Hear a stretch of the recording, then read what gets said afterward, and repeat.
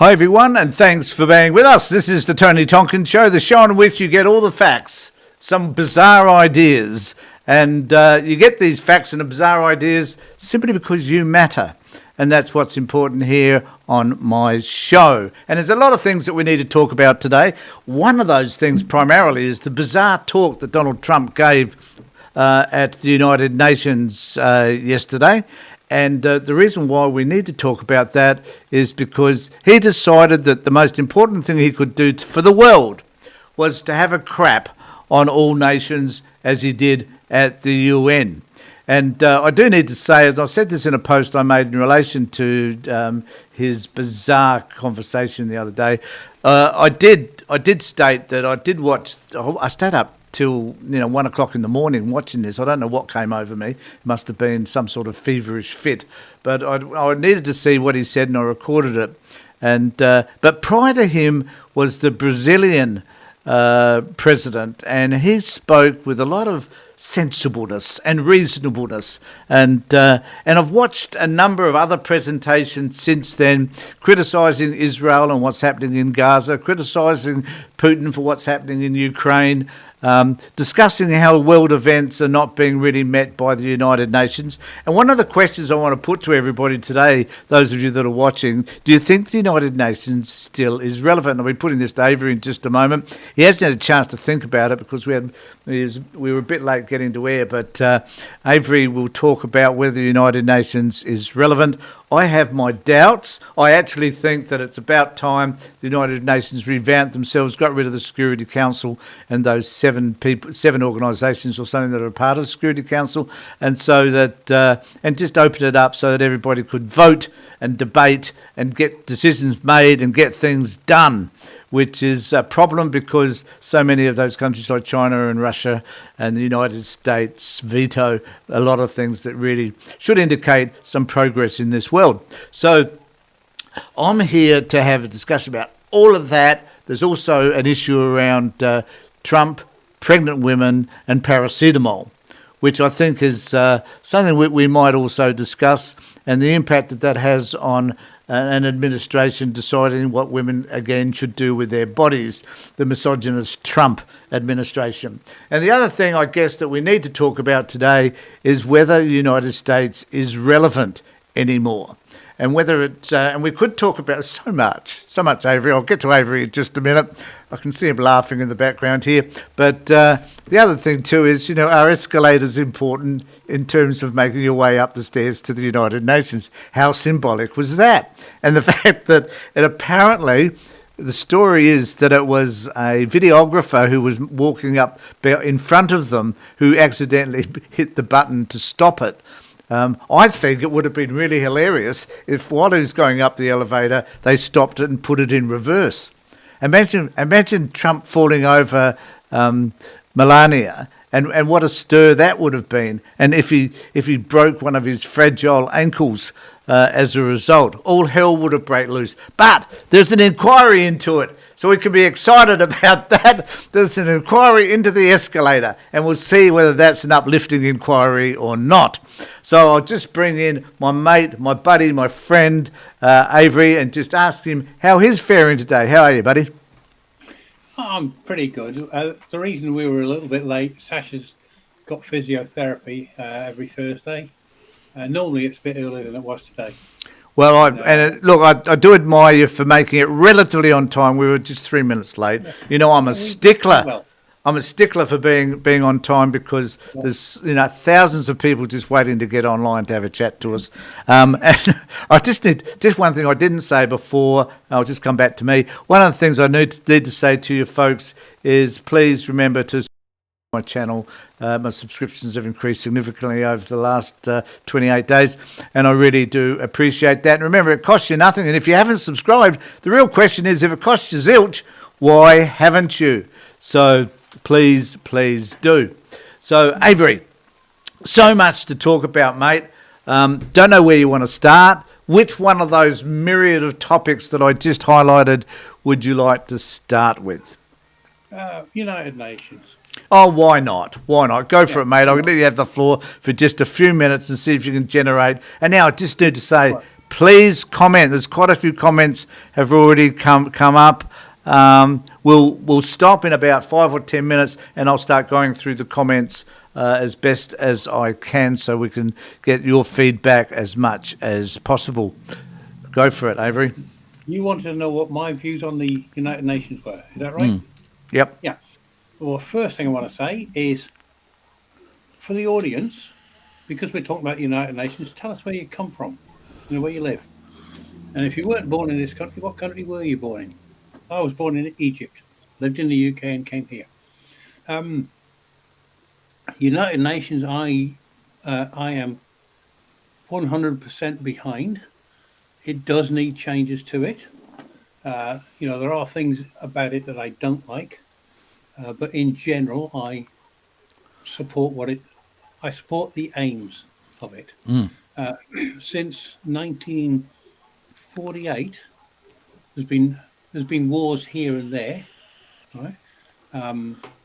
But there's been no major wars. Even this thing in Ukraine really is not a major war in the sense of a world war.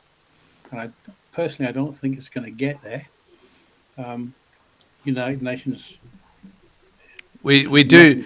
Sorry, Avery. We just need to note that at the moment Russians are flying planes and drones over Poland and Poland. Slovakia and a few other countries nearby. So need to be mindful of that, because that is looking like heading towards a major conflict. Well,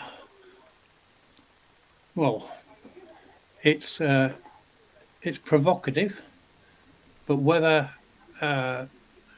even though the President of the United States is an imbecile, so true. And I'm being polite there because I didn't drop the F-bomb with it. You can say, Avery, you can say F and moron. That's okay. Yeah, Would you agree with that? Yeah. He is. He's a clown. He's an imbecile. Absolute clown. So feel free to have a go at him in whichever way you think is appropriate. Even though the President of the United States is an effing imbecile, I'll go with that one.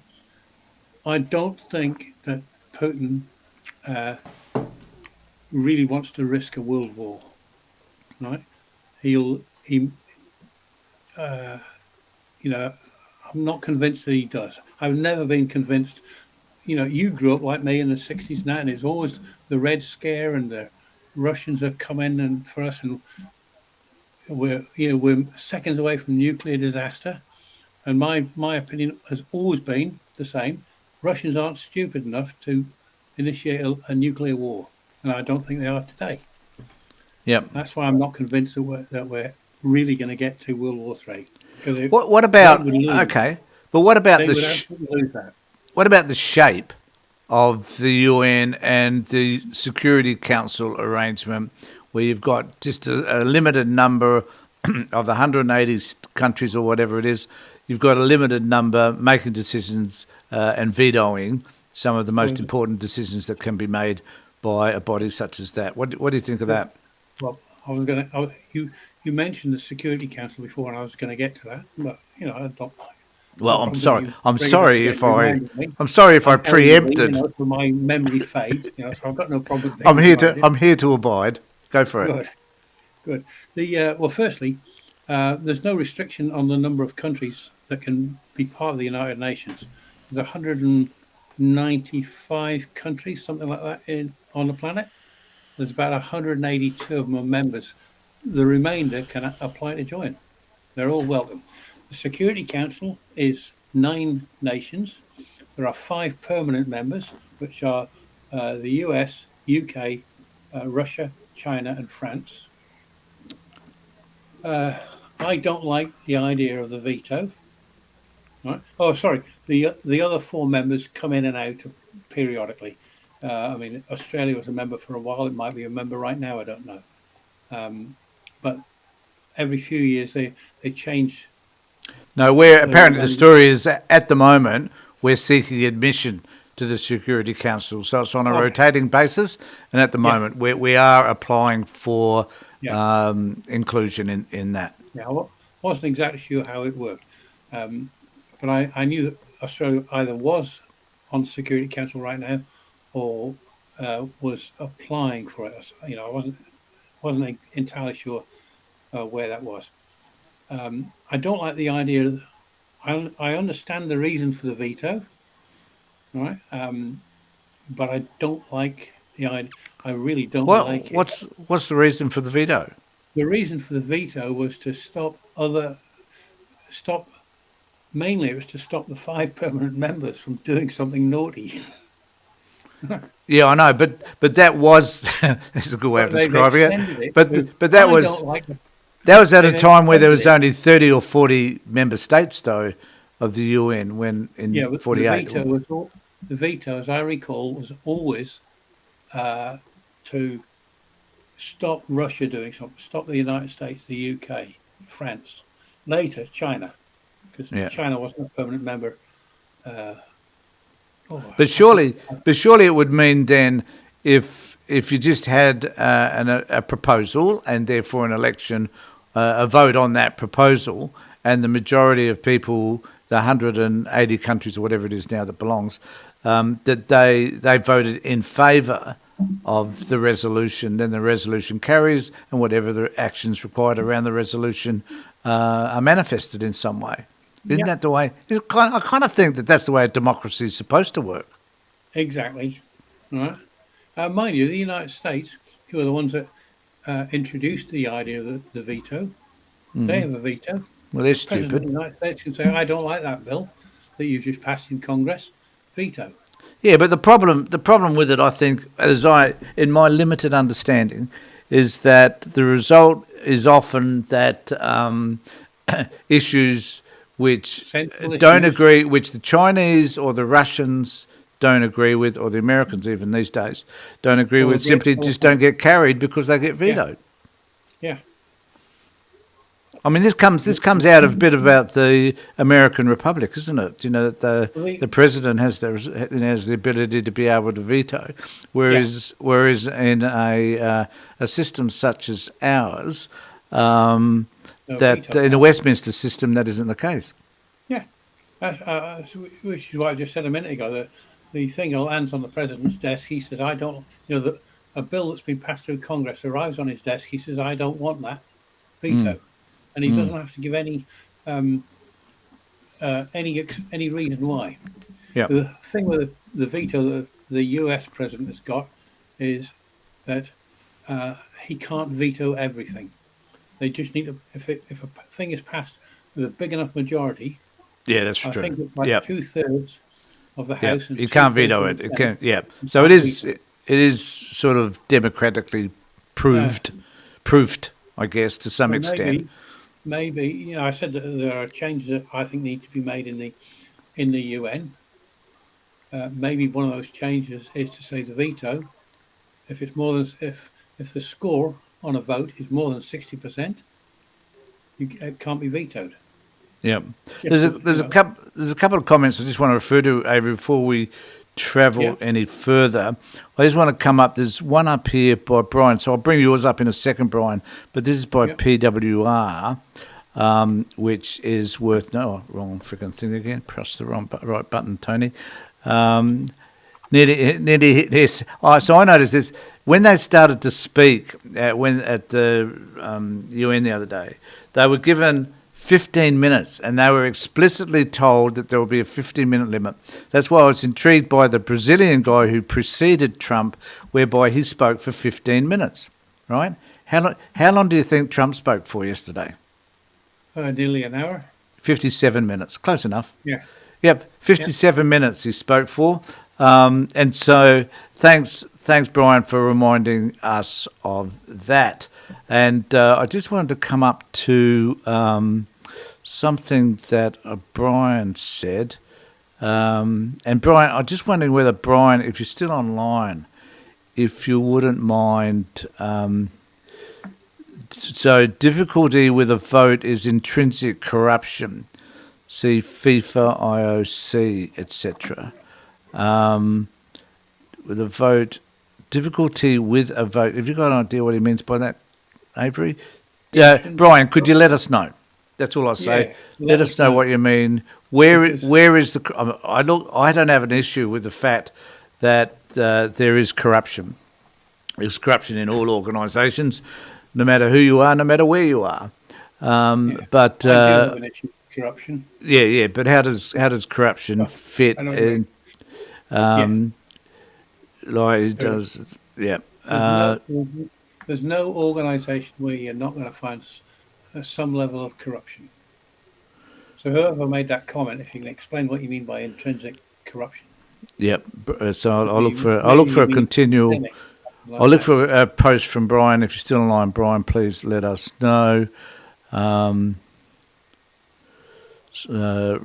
Yes, the chase to the UN. Right. The UN is a waste. Right. So this is PWA. And look, sorry. Brian Rollins. The UN is a waste of space. It's probably the only thing I would agree with Jump on. Now that's an interesting point. So PWR, I don't agree with that, and I don't agree with it, Avery. And maybe you could clarify some of this as well, and let us know what you think. But I don't agree that it's a waste of space because I really do value organisations like UNICEF around education worldwide. I value the World Health Organization because it prevents many unnecessary deaths through vaccinations and vaccinating children and monitoring and letting us know, because the United States now has abdicated any responsibility of that through the CDC, but advocating for the health of countries that are unable to provide that for themselves is a great value. And there are many other refugee aspects of the UN I really do appreciate. There are heaps of aspects of the UN that I think probably need to be celebrated. And the other thing too that I just need to add to that, Avery, before we continue that discussion, is the United States is doing all that they can to defund as many projects as they can within the United Nations. And I just want to add this as well, now that I'm thinking about it and I'm on a roll. I think that we should abandon any contributions provided by the United Nations, tell them to F off, and we should move the UN to Geneva. And while I was thinking about this a couple of days ago, and lo and behold, Alistair Campbell on the Rest is Politics podcast, or whatever they are, he mentioned it the other day. So, the thinkers of this world, the people that do this for a living, are in accord with Tony Tonkin. And I tell you what, Avery, I couldn't help but get excited by that particular prospect. But, let's move it. Let's reshape it. Maybe it doesn't fit anymore as it did back in when it was formed, which is 80 years ago. Yeah. Well, a little less than 80 years, but yeah. Well, no, they're doing it's the 80th anniversary this year. So it must have been back. It must have been back in 1945. I had NATO in my head there. That's a little less than 80 years. Yep. It is 80. The UN, I think, is a worthwhile organisation. Right? Saying it's not, anybody saying it's not worthwhile, tell me why. Right? Yeah. What is there about it? I can think of things that we could argue that it's not good at. Yeah. But what are our expectations around it? Like, I always remember, Avery, I don't know whether you're aware of this, but in Bosnia, when United Nations forces were sent in, they could not fight back. And there were so many soldiers of joint forces, French, British, whatever they were in the UN, who suffered from post-traumatic stress disorder because they had to sit back and watch while women were raped, children were abused, and people were assassinated. They couldn't even get involved in any of those activities during that Bosnia conflict. And I think that I do wonder, I know they're not supposed to get involved, but I do wonder whether there could be a military, this is a novel aspect, but I'm wondering whether there could be a military response, a bit like, like we see NATO, a collection of a load of countries who are prepared to provide military forces where necessary to quell military issues around the world. And what would happen? what would have happened in Israel? Look, this is me. This is me going right off the rails here, and I do apologise. No, I don't. Bugger it. I'll go off. I'll be as crazy as I like. I think that what would have happened in Israel if there was a United Nations force who simply came in, not to protect Hamas, far from it, but to protect the people in Gaza from Hamas and the IDF. And there was this force that sort of sat in the middle there and at least prepared to do something. Because this is where the United Nations has been irrelevant in Gaza, apart from attempting to provide aid and to get some people out. They've been doing as better job as they could, and then they're accused of all being terrorists anyway by the IDF, because the IDF itself is a terrorist organisation. Need I speak more about that? What do you think of that idea? How could the United Nations become kind of more involved in world conflicts rather than sitting on the fence just watching it all happen? Well, I was. You asked me what is good about it, what is bad about it, what needs changing. I was going to say, I'll deal with that one that you're just talking about there. The so-called peacekeepers. That is one of the problems. They are not allowed to shoot, right? And it doesn't matter what people are doing to them. People shooting the shit out of them. They're not allowed to return fire, right? That is definitely something that's wrong. They're not peacekeepers. They're just cannon fodder, basically. If they're not allowed to do anything. No, they're actually observers.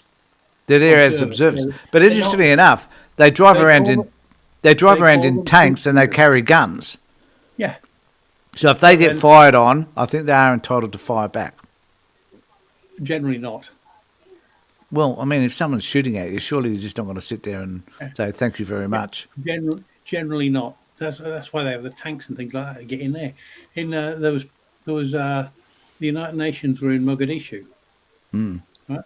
And the Americans, when Black Hawk Down happened, yeah, the Americans were the ones that were doing the shooting, not the United Nations. The United Nations were in the Congo in the 1960s. They were not allowed to shoot, right? Even though people were shooting at them, they had to not shoot. They need the authority to shoot. That's one change that I would make. So if you're fired upon, you can absolutely fire back. Yep, I love this. If somebody can show me where that I'm wrong, I'm happy to accept that. But my understanding, we need to. Could someone just dive into the United Nations Charter for a few minutes just to show that we're talking shit, talking stuff out our ass? But someone's put up an interesting post here. I'll just bring it up for you, Avery. I think America needs to be contained so the rest of the world can survive. I love it. I agree. I think something needs to be done. America will be better once Trump has been planted in the ground. It'll take some time to recover. Well, I don't think it's going to be. Well, I think that's a really difficult subject. You asked me a question. Let me answer it. Oh, please go for it, Avery. I'll put you on screen, mate. No, you don't need to do that. You asked about a good thing, a bad thing. The bad thing is the way the so-called peacekeepers are constructed. And as I was saying, I was going to say, I worked nearly 50 years in defence, so we worked a lot to do with the United Nations. This is in the UK and then here. We had a lot that we did, not directly but indirectly, with the United Nations and their so-called peacekeepers. And my understanding, right from the get-go, from 1968, was that they are not allowed to shoot. The Korean War started out as a United Nations thing, but right from the get-go, they were told, go and shoot.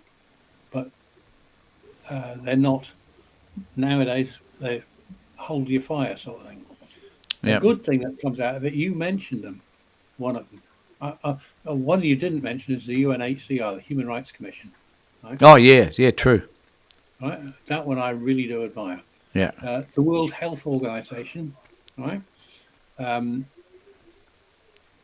They are responsible for the fact, because the way they've promoted vaccines and facilitated vaccination campaigns and things like that, that's why there's not been a single case of smallpox on this planet since the 1960s. It was officially declared eradicated in 1972. because of vaccination campaigns, the World Health Organization got us to the state on this planet until only about 10 or 15 years ago, where the only place where polio existed on the planet was in a tiny little corner of northwestern Nigeria, where Boko Haram, an Islamic terrorist group, were, and they said that this campaign was responsible for was the United Nations, the Americans, right? Because it's always the Americans trying to sterilize Muslim women so Islam will die, right? And because this fear campaign that they put in like that, we've now got polio in places like Pakistan and heading back to the United States, and it'll be over here sometime. I understand why people want to go and shoot Boko Haram and things like that. Yeah. But I think I've got a quote here from Brian that made me laugh when I read it. So I've got to put it up again. So Brian says he's responding to PWR, and he says an effective naughty corner is essential. I think yeah, like if you have a tantrum, I think it's only fair, Brian. Is PWR the one that put up the last post that you showed? Which one? The one about God. Oh, I'm getting old. I've forgotten what it. It's PWRs, I think. It was something about the United States being isolated or pushed to one side, ignored or whatever. So there's this one. I don't know whether this was it.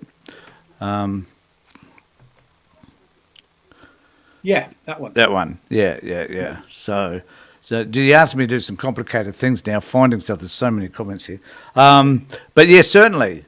I think America needs to be contained to the rest of the world can survive, and I think they need to be put into a naughty corner. I like that idea. It reminds me of some sort of kindergarten, kids misbehaving, pop them in the naughty corner so the rest of the world can have, or the rest of the class can have some quiet time just to reflect on how his behaviour is affecting the rest of us, but he can't influence us because he's locked in another room. I think that's more than appropriate. Yeah, I don't know who's going to provide. I don't quite know who's going to provide the naughty corner though. Maybe that could be some sort of atoll in the Pacific somewhere, where we could just pop Trump and his administration, and maybe we could do the thing that Trump's suggesting and to revitalise Alcatraz, and pop him and his administration in there for a few months just to cool down. Let NASA do it. Oh no, let Elon do it and ship them all to Mars. There's another nice, comfortable alternative. He can get it done in less than a year, So he was going to terraform. He was going to have a rocket on humans on Mars by the end of 2024. Yeah. How did that work out? Anyway. Okay, so moving on. Well, I don't know. I think Trump's. So there's the other thing he's done. I'm just trying to remember at the top of my head now. I'm a bit confused after this witty and amazing and stimulating conversation about Trump and the UN. But pardon? Yeah, Tylenol or paracetamol, as it is in Australia. Yeah. So what is happening whereby a non-scientist such as RFK and Trump, a moron, get their heads together and suggest to the world that women should not take paracetamol to help them to alleviate any pain. I just need to make this one point, and I think this point is really important. Neither of these dickheads have ever been pregnant, right? We need to highlight this as a really relevant fact here. And here are these clowns telling the world and women in the world about how they should be treating women. And there is no evidence. We've had people from the TGA here in Australia, which is our equivalent to CDC for those that are overseas, who are talking about there is FDA no not research. information or there's no research that validates these weird assertions from the United States and from Donald Trump at all. Nothing, zero. So why? If someone explain to me, why are they doing this? What's the end game? Amy, you're looking a bit stunned there, Avery. It's Yeah, quite a... no, I'm just trying to think out of formulate my answer. The Republican Party, there's no C in that. There's three Ks, right? REPUBLIKKKAN, Republic or Republican, maybe. I get your drift. Yes. Yeah. They're Christo-fascists, right? They Project 2025. I don't know how many clan members are involved in that, but I wouldn't be surprised if there's a few of them. They want to take the world back, the United States particularly, but they want to take the world back to the good old days when women knew their place. You know, when black people couldn't vote, women couldn't vote. Women were there for the man's pleasure and to feed and clean and cook and clean and things. Oh like yeah, that. I haven't thought. So you're right. So this is an effort to take us back to a period where men are controlling women's bodies to some extent, and particularly their reproduction processes and so on. So yeah, you're probably right. You're probably right. It's taking us back. Good point. It's a country with nearly half of the country are evangelical Christians, right? And they are Christo-fascists. The leaders, I should say, not the average person living in Hicksville, wherever. The leaders of the evangelical pastors. Jerry Falwell in 1970 something, 78, I think it was, 70 and mid 70s, after Roe v. Wade. Yep. He set up a movement. I can't remember its name; it just popped out of my head, and it was to promote Christianity and the hardline shit that we see today, to get Republicans elected, because they knew it's not going to happen with the Democrats, to get Republicans elected into the Congress, particularly into the Senate, so they could then get evangelical Christian judges appointed to the Supreme Court. Right?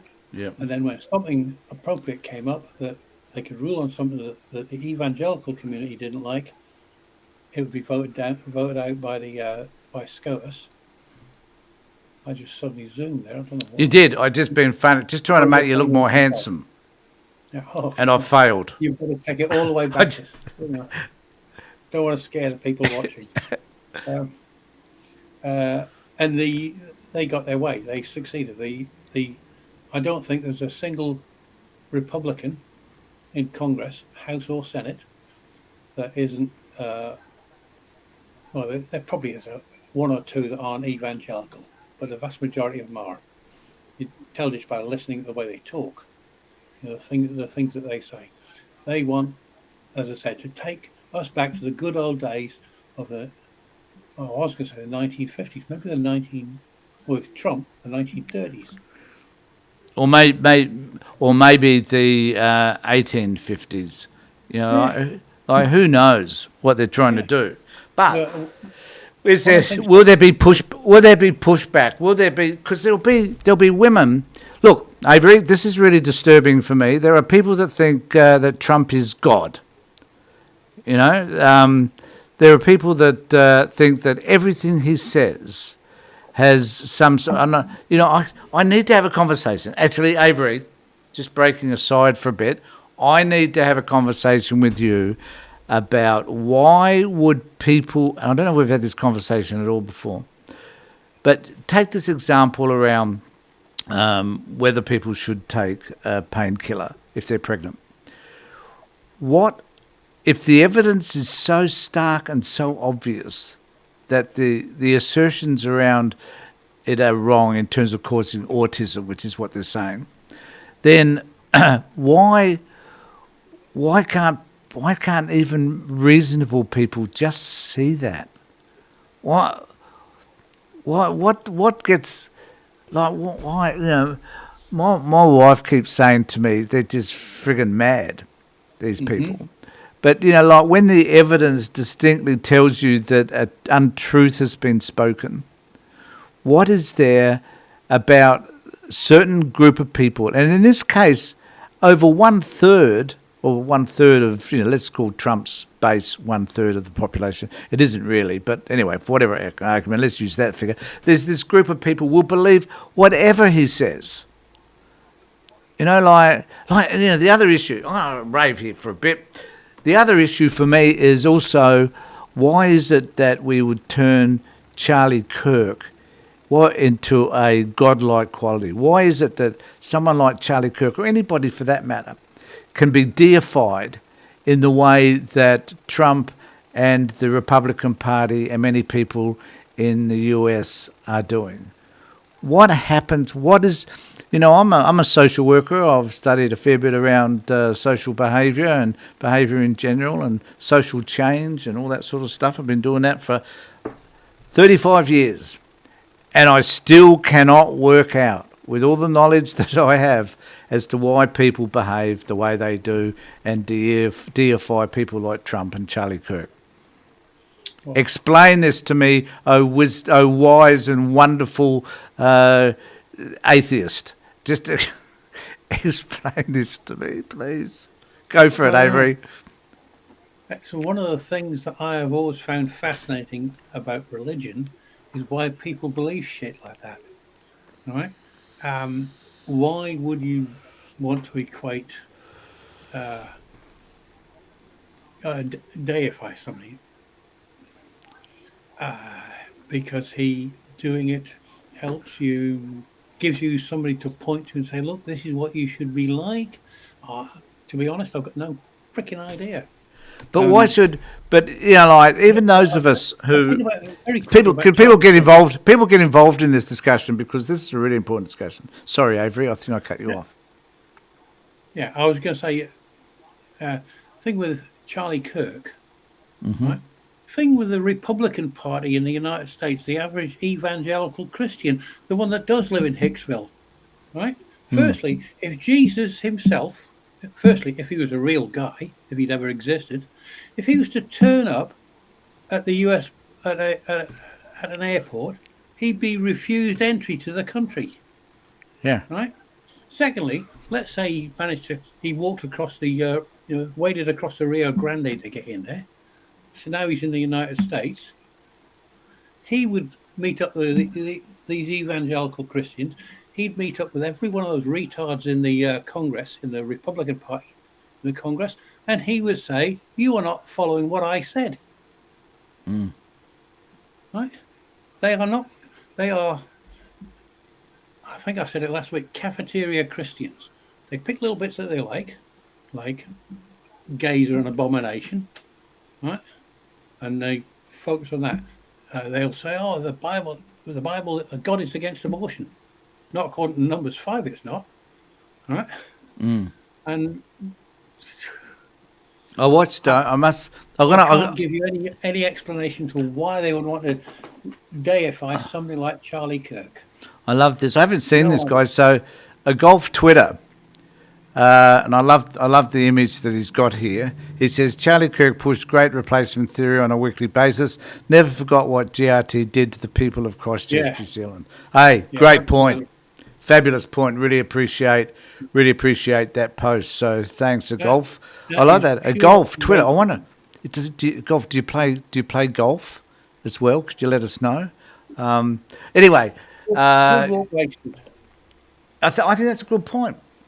And this is where it goes. It breeds. So it's like the Jimmy Kimmel thing, Avery, because Jimmy didn't say. What everybody, so it's like you see this thing happen, and Jimmy was saying that the right wing left to assume that the shooter was a left wing person. No information, no nothing, and it was within Jimmy's right to say that because I think at the time that was the truth, and people still don't know to this very day which side of the fence this guy sits, if he sits on any fence at all. So, it's well within Jimmy's right to say whatever he said. But the right wing leapt to this position whereby, for whatever reason, it should never have been said. And as a result, it gets cancelled. Did we talk about cancel culture last week? I think we did for a bit, didn't we? Yeah, So here's the right wing going crazy about the fact that that someone has said something which is simply is determined by how you filter it. Yeah, so there's no facts, right? There's your biases. So what happens is, I think people have these biases. They can't see beyond those biases, and they determine everything in their lives according to them. So one of the biases is that if you're on the left, or if you're a Democrat, or if in Australia you're a Labor voter or a Teal voter, then automatically you're wrong. No matter what you say. There's another agenda. You're wrong. Yeah. Right? For example, I was watching Peter Credlin. Terrible, terrible human being. Disgraceful human being. An Abbott sycophant. A liberal arsewiper. Call her whatever you will. But she's horrible. Anyway, they're onto this net zero thing. So that so the Liberal Party are in a bit of a bind, I hasten to add, because on one hand, they're concerned about net zero becoming a policy of the Liberal Party, and there's some within the Liberal Party, including Hastie, who are fighting against it. So, as a result, they have to choose a side. But because they have this specific filter, which is whatever the left says, they on the right have to disagree with. That is their filter, right? And so, as a result of that, they're going to present any other image that they can. And on net zero, they're pounding this to the nth degree. And they have Matt Canavan, for Christ's sake. I'm so sick. I am so sick, Avery, of seeing Matt Canavan. I think he runs Sky News. He must have shares in the organisation, or they must pay him a small fortune for his appearances, because he's on every night. So they're hammering away, but they never. So they have an issue around Susan Lee, and they're not going to let it go. They don't like her because she's a woman, and not tough enough according to their perspective, and because she's not like, as Credlin would see it, like Tony Abbott. So, no, she's a far more decent and respectful individual than what Tony Abbott ever could have dreamt of being, right? Yeah. But nevertheless, they are having a go at her. And this is the problem. They have this filter. I'm going to pound this shit. They have this filter. That's all they can see. There's nothing there for them to see. It's just this shit.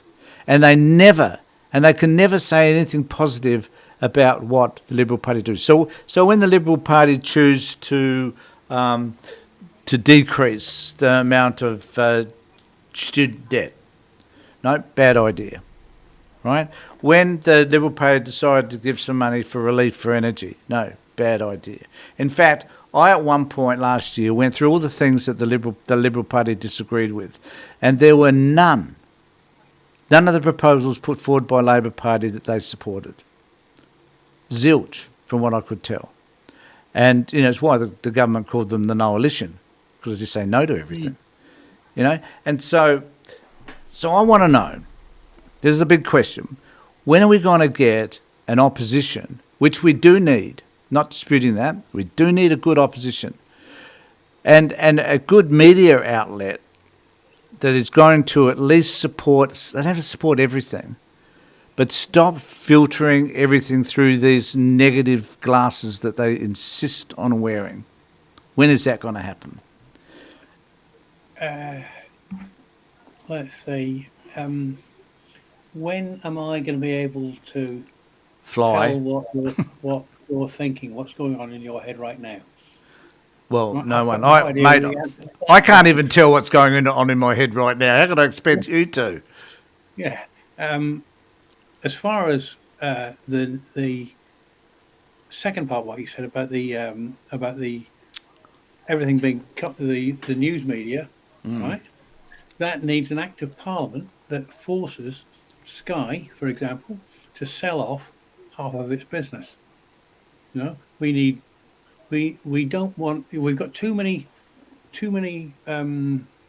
newspapers, for example, owned by too few people. That's true. Right. So when we also need to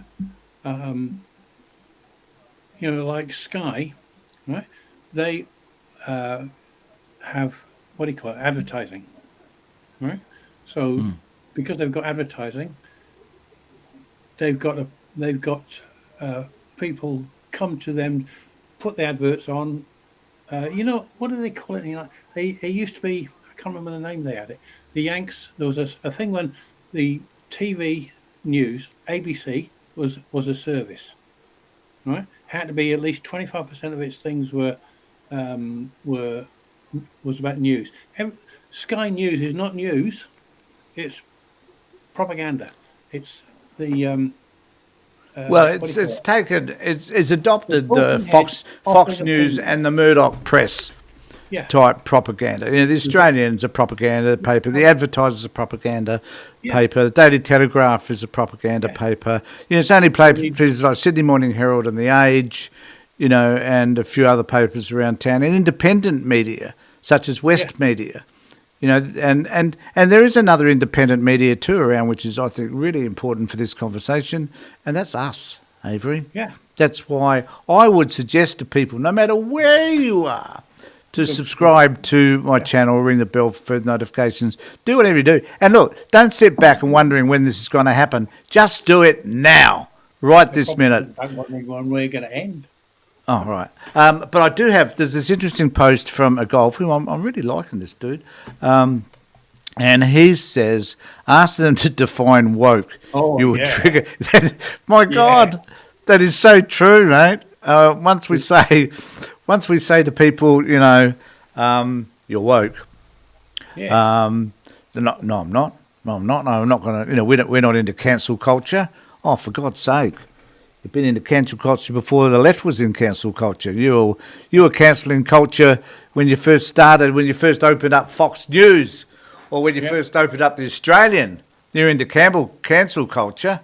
You've been in it. I watch it all the time. If you watch Sky News, Avery, which I know you don't do because you're a respectable individual, but for those people like myself who do it as a job, it is all about. The whole thing, the whole episode is about cancel culture. Everything. Yeah. Yeah.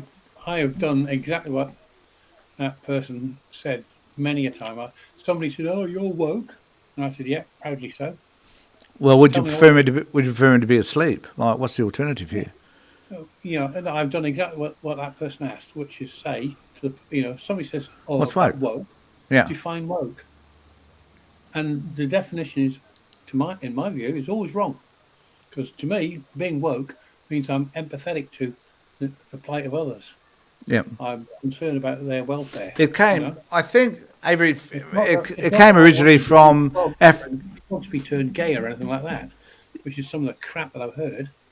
Yeah, it came originally from African Americans who were encouraged to wake up to racism in their country.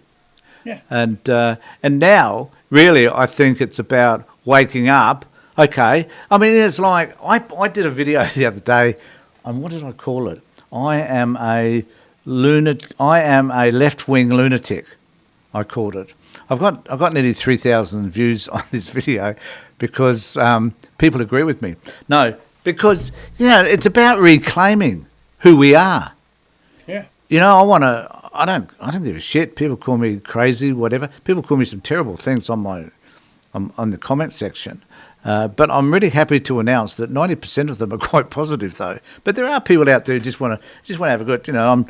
I'm not going to highlight my friend Stephen Kingsley at all, and my wife at this moment is saying, "Oh, please, Tony, don't do that." But there are some people who just enjoy having a go at you.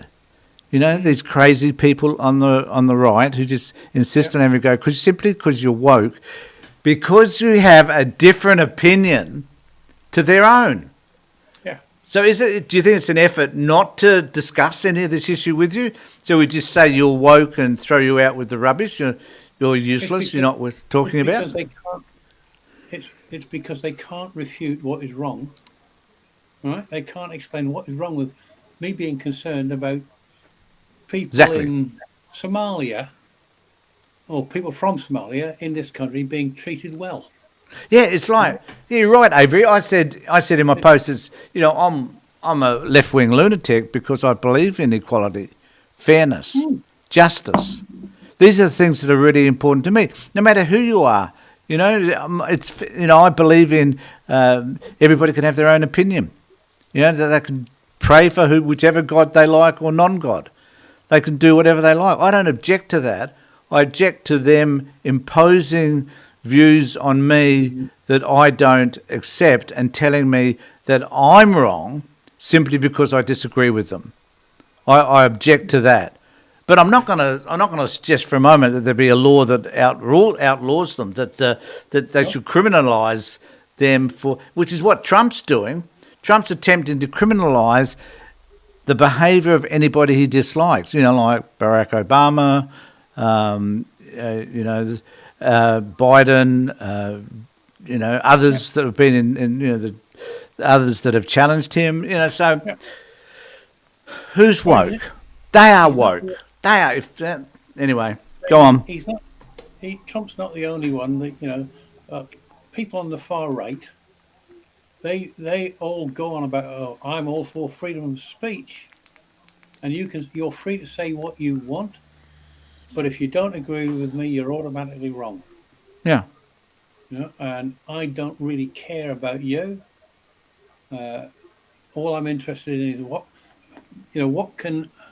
was it Kennedy said? I'm thinking about Trump here. Kennedy said, "Ask not what you can do for your country, what your country can do for you. Ask what you can do for your country." Trump's version of that is, "Ask not what you can do for your country. Ask what you can do for me. To enrich me." Right. Hey. Complete antithesis. Trump is all about him, not about the nation. He would not know what woke meant at all. You could spend the entire 79 years of his life now, repeat it, right? And Yeah. he would never get the idea of what woke is. The average Charlie Kirk would never have got it, right? No, he wouldn't. Was a smart guy. Now, he had one thing he was doing, which I did agree. He said that I did agree with, and that is that we should be talking to each other. Absolutely, I agree totally with that. Talking to each other, you should be prepared to do one thing he didn't mention, and that's listen. And I just got an example here of this wokeness filter shit that people carry on with. So someone's put up a post, Sheldon, welcome aboard, Sheldon, because you're going to love our response to this. If you're a believer in ABC News, that makes you dumber than dog shit. And there also only two genders, full stop. Okay.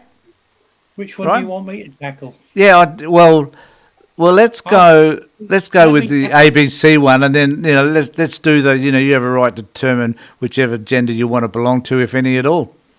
Like I want to know, Sheldon, you crazy little Theo, you.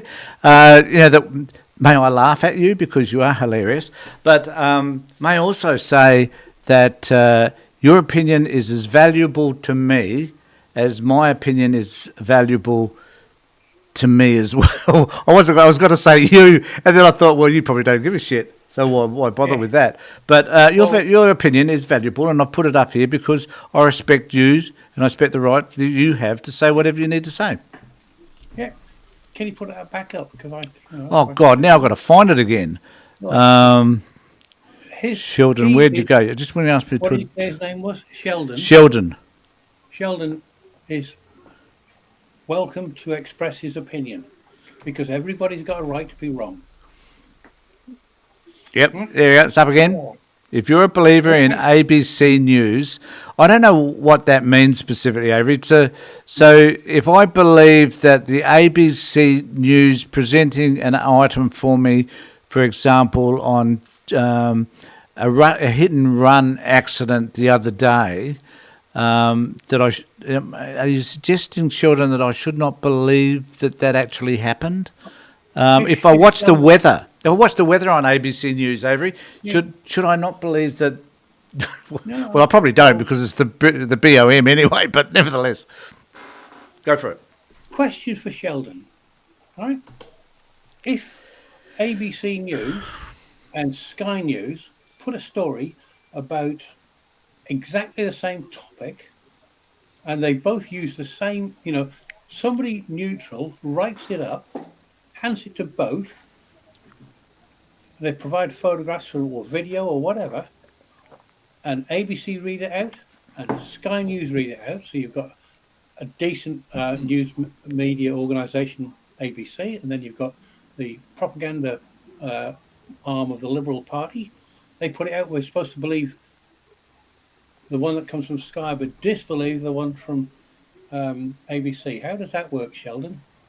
And also, if the news item is presented by, I don't know, BBC, Al Jazeera, any other news network around the world, but the ABC is just using their outlet in order to present the news, their information, like, AAP and Reuters and others, does that automatically mean that we should discount it just because it appeared on the ABC? That's stupid. Apparently. I've hate to say this, Sheldon, but that is one of the most stupidest things I've ever heard. It's the dumbest thing I've ever heard. What was the other dumb thing that you said at the end? I'm going to include Trump's speech yesterday now. Yeah, please do. Please do. On the two genders thing there, right? That he said something about two genders. Right? What Sheldon is saying to me is that he is a scientifically illiterate buffoon. Yeah. Right? Because he doesn't understand the difference between sex, something he probably never has. And Avery, now that's just getting a bit rough. As accurate as it might be, that is very rough, Avery, and I need you to retract that statement. No, don't retract it. Forget it. Doesn't matter. I'm going to retract that statement. Okay. Okay. Yeah, fair enough. He does not understand the difference between sex and gender. He doesn't understand that. Oh yes, the gender one. He's probably the sort of person who's going to say that it's biological. Yep. Right. That sort of thinking is from elementary school. There's boys and girls. Mm. He's got no idea of genetics, right? When if you examine the genome, it's rare that you'll see this, but you'll find XX, XY. That's a girl, a boy, right? As we traditionally understand them. But you'll also find XXX, XXY, XOO, XOX, YYO, YYX. What gender is he going to assign to them? Well, the point, I think the point is it's there are just according to people like he, if it's a he, is that there are only two genders. People can't make up the decisions about what they want to be, and that this person probably has never met or known a gay person who struggles with their sexuality, or a trans person who struggles with the sex that they've been allotted at birth. Well, there's lots of reasons here. Oh look, I love this bit. I just got to put this up for you. What's that? A gay man, isn't struggling with sexuality.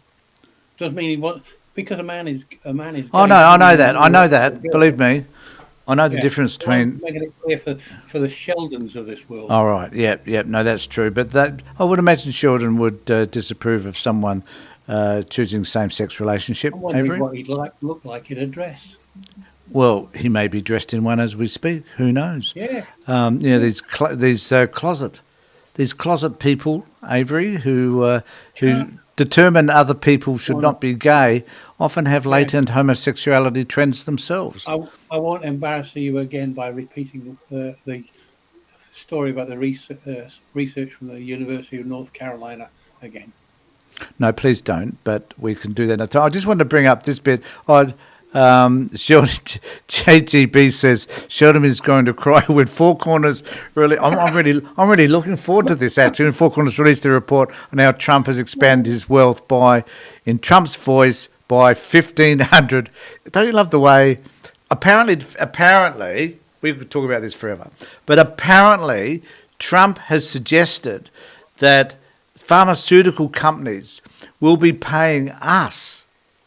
Paying us, Avery, to consume their drugs. Did you know? Did you know that? And I think Sheldon should be made aware of this very fact, and start contacting pharmaceutical companies as we speak. He's going to. The prices are going to be 1,500% lower or something like that. Yeah, which means they have to pay us, at least 500% of whatever. Oh no, more than that, 150% of. Oh God. Anyway, that's the way it goes. Lots of comments. So we haven't. Trump just been. Oh, sorry, I've got to put this up because I think this. I agree with this. I agree with this. Trump has been representing his sexuality so long, he expects everyone else to do the same. Repressing. Sorry, Trump has been repressing his sexuality so long. Yeah. Well, this is why I guess you would marry someone like Melania, would you not? Because it's more important to have the trophy wife than it is to have a relationship with them. Well, she certainly hasn't got a trophy husband. Yeah, well, this is true. Well, she's lost out there, I guess. But maybe she enjoys the traps of being the first. I don't know why they say first lady. Like, it should be first woman. Really, because is she a lady? And that denigrates women, I think. But anyway, and in Straight Mate, I really don't understand the right's fixation on trans and cross-gender. Yeah, PW, I don't get it either. I'm, confused as the daylight's out of me. And I think I'd really like to know whether if someone's really done a study on why the right wing insists on attacking gender, same-sex marriages, all that sort of stuff, when in reality they can't get their act together around a simple matter like violence and gun violence in the United States. Yeah, just can't do it. Their fixation. Why do they do it? Because they're bullies. They're easy targets. A minority is always an easy target. Yeah. I wonder how I guess we've been going for over an hour now, Avery. We've broken our record. Amazing. But I do need to say, I wonder how the United States or people in America would respond to what they did in Victoria, where they took all the machetes and large rifles off the streets. They can't get guns taken off their streets, but we're in Australia saying, you got a big knife, we're going to outlaw that. You have to hand it in. We even build these expensive little booths, little boxes in which to put these knives and stuff. So I don't know how they respond to that. But anyway, I want to thank... What? Go for it. A couple of things. Firstly, if Tylenol really does cause autism, and it was around in the 1940s, I don't know whether it was, I would imagine that Trump's mother must have overdosed on the stuff. All right? Yep. Because that would explain what he's like now. And what was the other thing? I've forgotten it now. I'll remember it as soon as you stop the. Well, I know what it was. What?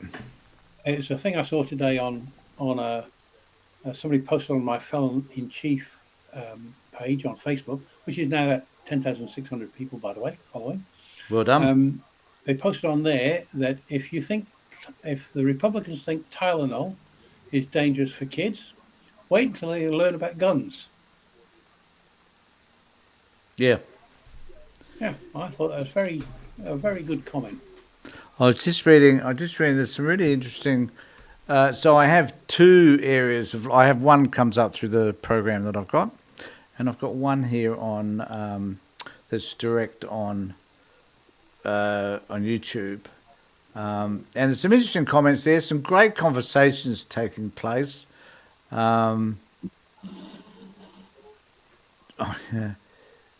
Golf says, remember when Donald told Americans to take an apple-flavoured horse deworming paste to treat coronavirus after telling them to take malaria drug? Yes, he's an idiot. Okay, Avery, thanks for everything today. And I'll just come back to me. And I just want to say to everybody, please remember to subscribe to my channel. Ring the bell for further notifications. Do what you need to do. On Tuesdays now at 3 o'clock, I do my own singular reflection on the news. So make sure that you join me for that, Australian Central Standard Time. And next week, Avery and I will be back to test you all on your filters and whether those filters are accurate or not. And to have a fabulous discussion, because there's been a tremendous discussion on YouTube and in the comment section. So thanks everybody for participating around all of that. In the meantime, all I can say to you all is take care and look after yourselves.